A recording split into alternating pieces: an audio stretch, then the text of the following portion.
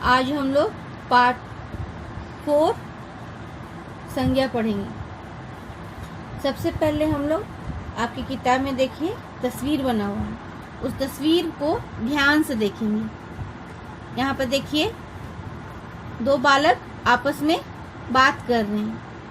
ये बालक जो है किताब पकड़ा हुआ है, इसके ये थैली बैग स्कूल बैग पहना हुआ है और पेड़ दिखाई दे रहा है, मैदान है, पत्थर है, स्कूल का बिल्डिंग दिखाई दे रहा है जिसमें स्कूल लिखा हुआ है और यहाँ एक झंडा भी दिखाई दे रहा है। तो ये जो इस बच्चे का नाम मोहन है, ये आपस में बात करता है कि कल स्वतंत्रता दिवस है, हमारे विद्यालय में झंडा फहराया जाएगा। सुना है मेयर हमारे विद्यालय में आकर राष्ट्रीय ध्वज फहराएंगे। मैंने बहुत सारे फूल ध्वज में बांध दिए हैं। ध्वज फहरते ही फूल सब बच्चों के ऊपर गिरेंगे तो बहुत अच्छा लगेगा। राष्ट्रगान के पश्चात सभी को मिठाइयाँ बांटी जाएगी और ऊपर में हम लोग जितने कुछ देखे और यहाँ पर जो लिखा हुआ है जैसे मोहन दिवस, विद्यालय, झंडा, मेयर, ध्वज, फूल, बच्चों, मिठाइयाँ आदि, ये सभी जो किसी नाम विशेष का बोध करा रहे हैं और इस संसार में प्रत्येक वस्तु का कुछ न कुछ नाम जरूर होता है। इन्हीं सजीव निर्जीव नामधारी वस्तुओं को संज्ञा कहते हैं। और साथ में हम लोग संज्ञा की परिभाषा को देखेंगे, जैसे कि किसी वस्तु, व्यक्ति, स्थान, प्राणी और भाव के नाम का बोध कराने वाले शब्द जो हैं संज्ञा कहलाते हैं। इस परिभाषा को याद करने के लिए सरल विधि यह है कि हम लोग ये पॉइंट को याद कर लेंगे। वस्तु, व्यक्ति, स्थान, प्राणी और भाव। तो कितना है? 1 2 3 4 5 शब्द को याद करेंगे तो आप लोगों को संज्ञा की परिभाषा याद करने में सहज होगा। वस्तु, व्यक्ति, स्थान, प्राणी और भाव के नाम को बोध कराने वाले शब्द संज्ञा कहलाते हैं। अब जैसे कि मोहन, यहाँ पर ध्यान दो। मोहन जो है एक लड़के का नाम है और विद्यालय जो है आपका विद्यालय भवन है। झंडा राष्ट्रीय ध्वज है और फूल, ये सभी जो है संज्ञा है। यहाँ पर देखिए लाल बहादुर शास्त्री का तस्वीर बना हुआ है, कुतुब मीनार है, हाथी है और भारत का चित्र बना हुआ है। ये सभी जो हैं विशेष नाम, स्थान का बोध करा रहे हैं। संज्ञा के भेद, संज्ञा के 3 भेद होते हैं। पहला व्यक्तिवाचक संज्ञा, जातिवाचक संज्ञा और भाववाचक संज्ञा। फिर से समझिए। मोहन, दिवस, विद्यालय, झंडा, मेयर, ध्वज, फूल, बच्चों, मिठाइयाँ आदि किसी नाम विशेष का बोध करा रहे हैं। इन्हीं नामों को व्याकरण में संज्ञा कहते हैं। और यहाँ पर भी आपको जो तस्वीर दिखलाया गया है, लाल बहादुर शास्त्री, कुतुब मीनार, हाथी और भारत, ये जो विशेष व्यक्ति का नाम, स्थान आदि का जो बोध कराते हैं उसे संज्ञा कहते हैं। यहाँ पर संज्ञा के भेद, संज्ञा के 3 भेद होते हैं। व्यक्तिवाचक संज्ञा, जातिवाचक संज्ञा और भाववाचक संज्ञा। ऐसे संज्ञा के 5 भेद हैं जो अभी आप लोगों को सिर्फ 3 भेद का ही पढ़ना है। 5 भेद में एक हो गया यहाँ पर द्रव्यवाचक और 5वां समूहवाचक संज्ञा। लेकिन आपकी पुस्तक में अभी 3 दिया हुआ है, इसलिए आप लोगों को सिर्फ 3 पढ़ना है। आगे ऊंचे कक्षा में जब आप जाएंगे तो 5 भेदों को पढ़ेंगे। अब हम लोग पहला व्यक्तिवाचक संज्ञा को विस्तार से समझेंगे।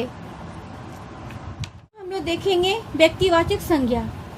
जिस शब्द से किसी विशेष व्यक्ति, वस्तु और स्थान का बोध हो उसे व्यक्तिवाचक संज्ञा कहते हैं। जैसे यहाँ पर देखिए लता मंगेशकर का तस्वीर दिया गया है। लता मंगेशकर है, कलश है, एफिल टावर है।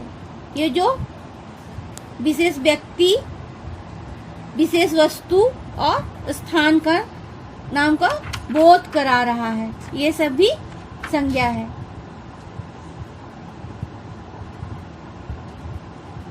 कुछ अन्य व्यक्तिवाचक संज्ञाएं, यहाँ पर देखिए कुछ विशेष संज्ञाएं के बारे में बतलाया गया है। पर्वतों के नाम हैं, दिनों के नाम, इमारतों के नाम, व्यक्तियों के नाम, पर्वों के नाम, देशों के नाम, नदियों के नाम, खेलों के नाम। ये तालिका को आप लोग ध्यान से पढ़ करके याद कर लेंगे। अब हम लोग दूसरा पढ़ेंगे जातिवाचक संज्ञा। जिन शब्दों से एक ही प्रकार के सभी प्राणियों या वस्तुओं का बोध होता है उसे जातिवाचक संज्ञा कहते हैं। जैसे मजदूर, किताब, घड़ी, मक्खी। इसमें जो है वर्ग और जाति के नाम का बोध हो उसे जातिवाचक संज्ञा कहते हैं। जिसमें देखिए दिया हुआ है मजदूर जो है, किताब है, घड़ी है और मक्खी है। कुछ अन्य जातिवाचक संज्ञाएं नदी, पहाड़, फल, सब्जी, आदमी, पेड़, फूल, इमारत, अध्यापक, अध्यापिका, खिलाड़ी, पशु, पक्षी, बच्चे, मंदिर, मस्जिद, गिरजाघर। तीसरा है भाववाचक संज्ञा। जिन शब्दों से किसी व्यक्ति या वस्तु के गुण, दशा, स्थिति या भाव आदि का पता चलता है उन्हें भाववाचक संज्ञा कहते हैं। जैसे प्यारा, मिठास, बचपन, सुंदरता आदि। अब हम लोग कुछ अन्य भाववाचक संज्ञा को देखेंगे।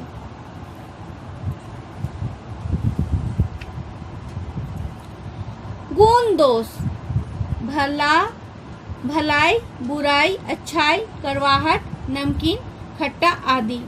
अवस्था बुढ़ापा, युवा अवस्था, अमीरी, गरीबी आदि। अब हम लोग यहाँ पर भाववाचक शब्दों की रचना को समझेंगे। भाववाचक शब्द 4 प्रकार से बनते हैं। पहला जातिवाचक संज्ञा से, दूसरा विशेषणों से, तीसरा सर्वनाम से, चौथा क्रिया से। और हम आप लोगों को कुछ उदाहरण यहाँ पर लिख करके बतला रही हूँ। भाववाचक जैसे कि जाति संज्ञा से, जाति संज्ञा से जो बनाना है, जैसे कि मानव, मानव, मानव से मानवता। बच्चा, बच्चा, बचपन। ये जो 2 शब्द में बतलाई ये जातिवाचक संज्ञा से बना है। अब हम लोग विशेषण से बनाएंगे। विशेषण से, जैसे विनम्र, विनम्र, विनम्रता, विनम्रता। मीठा, मीठा, मिठास।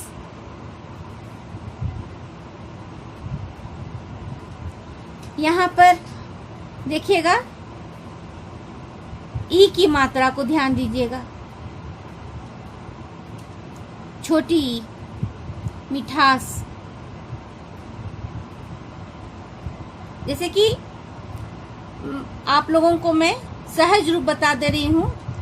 आपके जैसे कि दो हाथ हैं, लेफ्ट एंड राइट, दायां और बायां, दाहिना और बायां। तो बायां हाथ समझिए छोटी की मात्रा और दाहिना हाथ जो है बड़ी की मात्रा।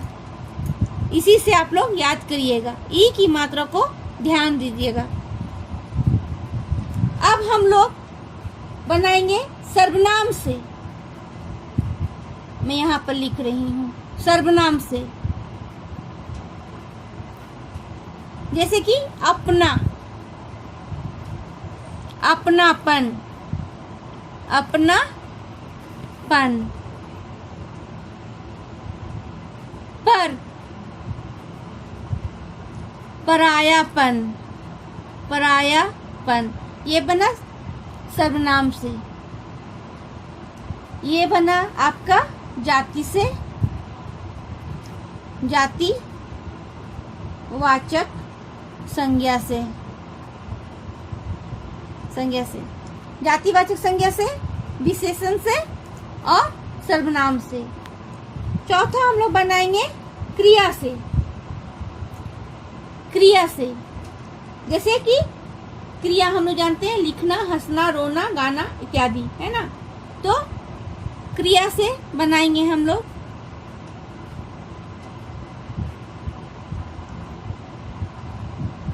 लिखना।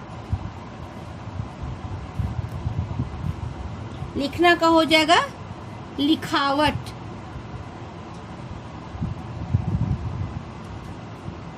चलना, चाल।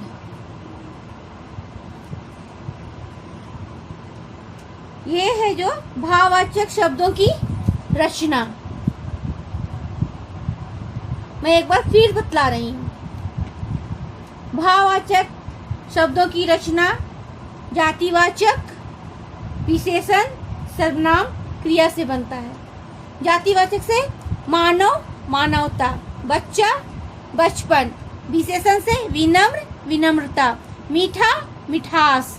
सर्वनाम से अपना, अपनापन, पर, परायापन। क्रिया से लिखना, लिखावट, चलना, चाल इत्यादि। अब यहाँ पर आप देखिए कि कुछ प्रश्न दिए गए हैं। संज्ञा किसे कहते हैं, उसके कितने भेद होते हैं। तो आपका पाठ में देखिए, यहाँ जैसे कि मैं बतलाई आपको, संज्ञा की परिभाषा लिखा हुआ है ना। तो ये वाला आपका आंसर है पहला का। किसी वस्तु, व्यक्ति, स्थान, प्राणी और भाव के नाम का बोध कराने वाले शब्द संज्ञा कहलाते हैं। उसके कितने भेद हैं, उसके 3 भेद हैं। व्यक्तिवाचक संज्ञा, जातिवाचक संज्ञा, भाववाचक संज्ञा। भाववाचक संज्ञा से आप क्या समझते हैं, उदाहरण सहित लिखिए। यहाँ पर दिया हुआ है भाववाचक संज्ञा। जिन शब्दों से किसी व्यक्ति या वस्तु के गुण, दशा, स्थिति या भाव आदि का पता चलता है, उन्हें भाववाचक संज्ञा कहते हैं। जैसे प्यारा, मिठास, बचपन, सुंदरता। हम लोग जैसे कि किसी भी बच्चे को देखते हैं तो वो बोलते हैं कितना सुंदर बच्चा है, एकदम प्यारा है। और यदि हम लोग चॉकलेट खाते हैं तो उसका मीठापन को हम लोग महसूस करते हैं और उसको बोलते हैं मिठास। बचपन, अपनी बचपन की यादों को, मतलब छोटे जब हम रहते हैं तो उसमें बचपन की यादों को हम लोग याद करते हैं और किसी सुंदर स्त्री को देखते हैं तो बोलते हैं बहुत वह सुंदर है। कुछ यहाँ पर देखिए सही और गलत का चिन्ह है। जैसे कि दिखाया गया है कि संज्ञा के 4 भेद हैं, तो संज्ञा के तो 4 भेद नहीं है, 3 है। तो यहाँ पर हम लोग गलत बताएंगे। यदि 5 रहता तो सही हो जाता। अभी आप लोगों को 3 पढ़ना है, लेकिन ऐसे संज्ञा के 5 भेद हैं, जैसे कि मैं पिछले पाठ में बतलाई हूँ।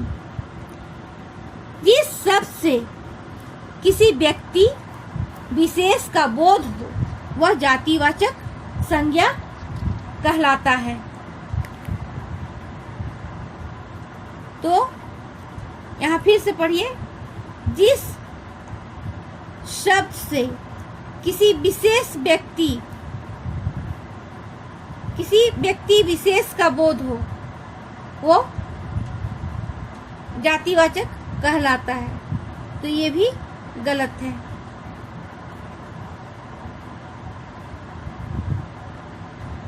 कलश व्यक्तिवाचक संज्ञा है, ये सही है। पहाड़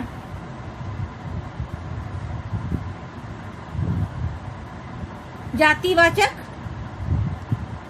संज्ञा नहीं है,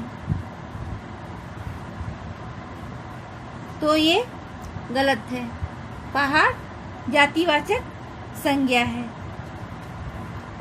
अंगूर खट्टे मीठे होते हैं, वाक्य में खट्टे मीठे भाववाचक संज्ञा, ये सही है, क्योंकि खट्टे मीठे जो है हम लोग इसका स्वाद को जान रहे हैं, इसलिए भाववाचक संज्ञा है। अब देखिए यहाँ पर नीचे, डैश हमारी राष्ट्रभाषा मानी जाती है, हिंदी।